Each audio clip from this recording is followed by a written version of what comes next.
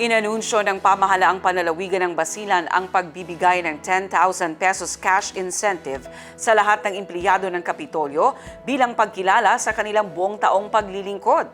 Ang Partners in Peace and Progress story sa report.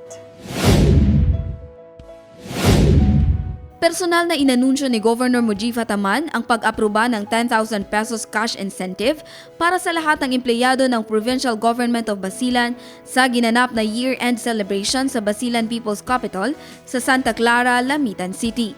Sakop ng incentive ang lahat ng kawani ng Kapitolyo, kabilang ang mga permanent, casual, job order at contract of service personnel bilang pagkilala sa kanilang puyat, overtime at araw-araw na sakripisyo sa serbisyo publiko.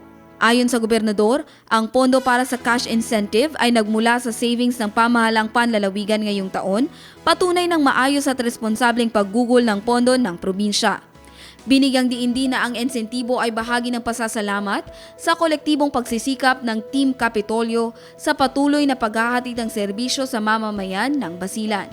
Samantala, inaasahan ng pamahalang panlalawigan ang mas pinaigding na sipag, mas maayos na koordinasyon at mas matibay na paglilingkod ng mga kawani sa darating na 2026 para sa kapakanan ng bawat pamilyang Basilanon. Jen Garcia, iMinds, Philippines.